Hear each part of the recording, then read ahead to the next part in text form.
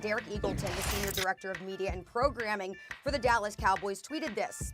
Quote, "This was simply an oversight that should have been caught and corrected by us. Anyone who's making it seem like Cowboys decision makers use social media videos to make statements doesn't understand or take the time to understand how it all works. Trust me, there's no story here."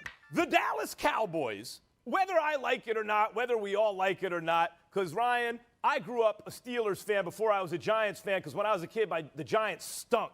And that there were two out-of-market teams you could root for, either the Cowboys or the Steelers. Real football fans rooted for the Steelers, and if you didn't have a soul, you rooted for the Cowboys, right? But as a result of that, the Cowboys are the #1 brand in the universe in football. Any level, any place, the Cowboys are the #1 brand, whether we like it or not. And the #1 brand in the universe in football has a franchise quarterback they've been unable to work out a long-term deal with. He didn't sign the one they offered. They haven't got him to a new one. He's coming back, and they don't include the quarterback in the hype video. Right. So the PR people come out, they're like, no, there's no story here. What are you, crazy? You crazy media people? You think there's this, okay, if you're going to say that the #1 brand in football, not including their franchise quarterback in their hype video because they don't have him signed and he might not be with us, and Adam Schefter said the over-under on teams with new quarterbacks is 18 this season, and he'll take the over? That there's a better than 50-50 chance that any team is going to have a new quarterback. If you think that's a story, okay, I didn't know that's what you meant by a story. As far as I'm concerned, there's no story here. Get all the way out of here.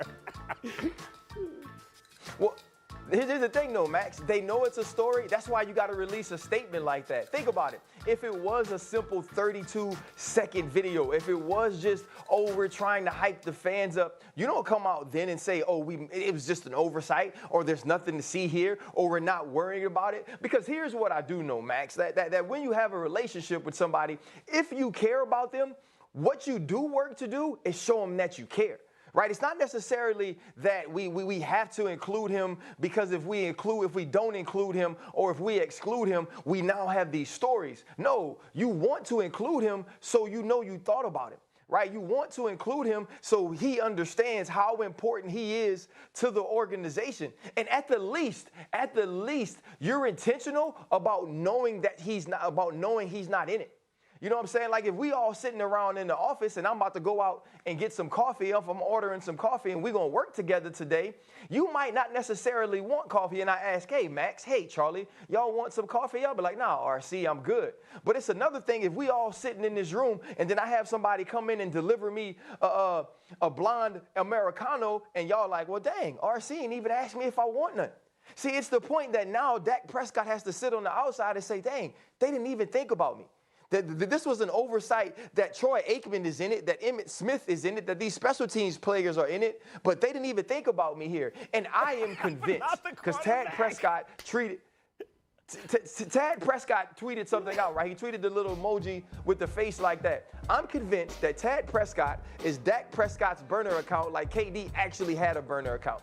Tad Prescott says all the things that Dak Prescott cannot. Because you have to know, when Dak Prescott sees that video and he realizes he's not in it, it's just another tick, right? It's just another opportunity that they've overlooked me. It's another opportunity that they've devalued me. It's another opportunity that the Dallas Cowboys have shown me how unimportant I am to them. And that's a real thing. But they didn't overlook him, Ryan, in right? the age of... They didn't overlook him. Like, your analogy, we talk about quarterbacks taking control. You know what I think your analogy, it's more like? You know what I think it's more like? It's more like, what's up? If you give your you give the person you're married to, or it's Valentine's Day, you get flowers for every single person except the person you're married to. Was that the most important one? Or are you sending a message? Right. Which one? It's because you don't think you're going to be married very long. The Cowboys know there's a good chance Dak Prescott's not their quarterback, so they didn't put him in the hype video. And then with a straight face, they come out and say there's no story? Come on, man. Like if that really is an oversight, that's the dumbest thing I can think of that you can do. They're not that stupid. That's intentional. They didn't include him because don't include a guy in a hype video coming into a season if they might not be there, right? I mean, what else could it be? Thanks for watching ESPN on YouTube. For live streaming sports and premium content, subscribe to ESPN+.